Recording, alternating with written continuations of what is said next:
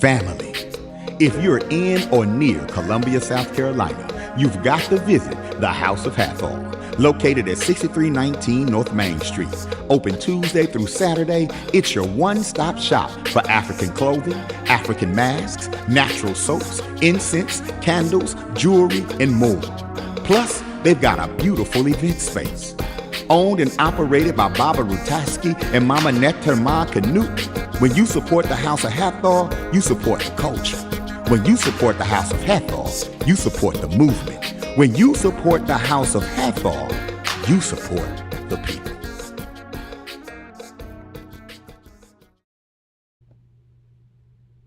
Greetings, my brothers and sisters. Welcome to the House of Hathor's Libation, Liberation, and Lifestyle Ancestral Ceremony. We come to you this day with the message from the ancestors that will continue to bring forth knowledge and wisdom, information and instruction that greets us, and that is a natural cornucopia for us to exist, as well as to continue to do the work that we have been committed to and we are required to do while we are here.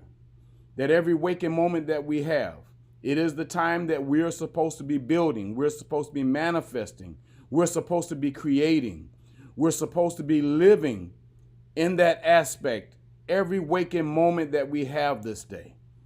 And as we continue to bring forth that which is innate within us, the breath of life that has been given to us, it becomes the true representation of what life is supposed to be for us. And there is no type of obstacle or hurdle. There is no type of traumatic experience. There is no type of suppression, oppression, or depression that comes our way that we cannot uplift. We cannot be encouraged or inspired or influenced to do something other than what we have already and always been required to do, not only for ourselves, our families, and our communities, or our children, but for the ancestors, so that they know that we have not forgotten them and that they continue to be with us. They continue to guide us. They continue to nurture us and protect us as we do the work that we are required to do. And when we're not doing that work, if we have not found our resolve, and we will speak about what resolve is or resolve for ourselves through the Spirit, that there are causations, there are examples to what will happen when we're not living through that resolve. So let us bring the ancestors involved into this day. Let them be the sun, the wind, the water. Let them be all that exists within us as well as without us, so that we may find our way into our true representation, our true reflection and projection of their great energy, spirit, and soul. We call upon our ancestors far and near, fathers and mothers of our fathers, mothers and fathers of our mothers, to bear witness to all that we have done.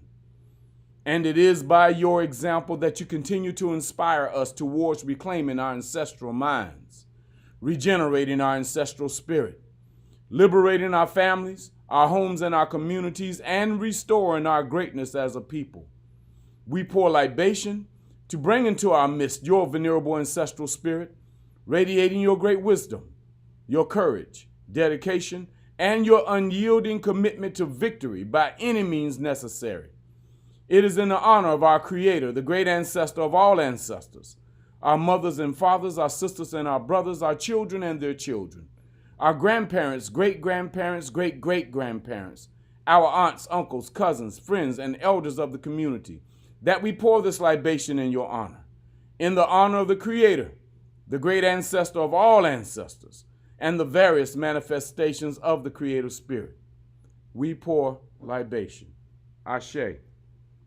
For our esteemed ancestors who laid the foundation for human civilization and who provides the wisdom to which we live and the models by which our lives are guided, we pour libation.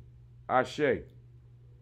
And for our esteemed ancestors who suffered the atrocities and the horrors of our Ma'afa, but yet demonstrated the victorious power of the ancestral spirit by maintaining their dignity no matter the cost, we pour libation. Ashe. And for our esteemed ancestors who survived and made it possible for us to be here today, to continue on the valiant fight of our ancestral liberation and our vindication, we pour libation. Ashe. And finally, for our children and their children and future generations of our ancestors to come, that they too in their time will vindicate our race from all adversaries, and that they will continue to imprint upon the world the great genius of our ancestral humanity. We pour libation. Ashe. May your venerable spirit engulf this occasion to reaffirm our ancestral canity. It is done. The great ancestor of all ancestors is satisfied. Ashe.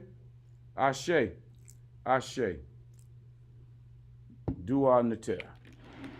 So my brothers and sisters, we're talking about resolve or resolving, a way of living that the ancestors have already given to us. They were the prime example of what resolving or resolving situations that they were in based on what they created. If you think about everything that we speak about in libation, we're talking about what the ancestors manifested and what they created. They created civilization. They created everything that we need in order for us to live, to love, and to learn from it so that we may continue the process even in this day and time. That they gave way to everything that is required of them. When they were living, they did all that they were responsible and committed to doing so that they can be the examples of what we are supposed to be doing this day. And then when they went through their traumatic experiences, when they went through everything that they went through, they still found resolve to make sure that they planted the seeds so that it will grow, which is us, so that we can continue the process of making sure that we resolve and resolve what it was placed on them and what is being placed on us today, so that we can continue the process in making sure that our story is being told, our story is being lived, and our story is being taught to the seeds or the children that are coming after us.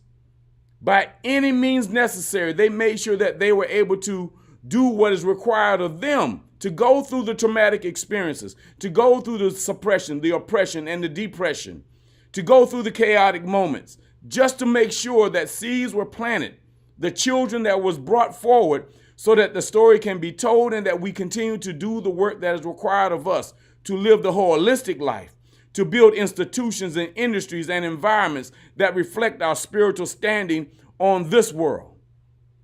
And then when they planted the seeds, and they did that regardless of everything that took place, they fought, they battled, they made sure that what was being done at that time, that we know what was happening, that it will not be done this time. And we will fight the battles to make sure that no one, regardless of who they are, that they will not stop us from living the life, learning what we're supposed to be doing, honoring our ancestors, and being liberated in that process in doing so. We fight the battles regardless of where they are, regardless to what part of life situation that people are bringing to us, that we continue to live the life that we have been anointed and ordained to live. And that we become the examples for the children. Be the better examples for our children, because everybody else is already doing it for their children. We have to do the same for ours. Be the example. We have to make sure that we are teaching, that we are actually being the example as a process of teaching, and then showing our children what that process looks like. How do they protect what we're building? How do they teach what we are building? How do they learn from what we are building? How do the children become the examples of what we are building so that they can pay it forward to the next generations or generators or energy and spirits that are coming after them, and that they will honor us because of what we have revealed to them, what we have shown them? That is our resolve in resolving every situation that may come our way. That is what the libation is talking about. That is what the libation will always speak on. If you listen to every word that we're speaking in our libation ceremony, it only talks about resolving and resolving and showing our commitment to the spirit that dwells within us through this breath of life that we have. And making sure that we're standing firm on that, and that we are being liberated through our own actions, our thoughts and our words, and that we're making sure that the standards of living that has been given to us through the spirit, that it becomes everything that is within our lifestyle. Our lifestyle reflects what we're building, what we're committing ourselves to, and what we're honoring in the spirit, the energy, and the soul of our interdependentness, our interconnections, our interrelations, and our interactions that we share with life and nature. Because life and nature is the truest example that we share every day of what that resolve is. Life and nature finds a way. It resolves everything, whether it be through tornadoes, hurricanes, floods, torrential rain. It finds a way to make sure it cleanses everything, and it resolves or solves everything that is required of it, so that it can stay the example of what everlasting life is. So let us continue on the path of resolving or resolving what we are going through this day, so that we may be the true manifestors, the generators, the reflectors, and the projectors of our ancestors. So we say peace and power to you this day. We give thanks to the ancestors. We honor them, acknowledge them, and venerate them through libation. That is the whole purpose of pouring libation through the plant. So as the plant grows, we grow in a spiritual understanding and our spiritual way of life. So we say, Hotep, peace and power to you all. Have a wonderful day.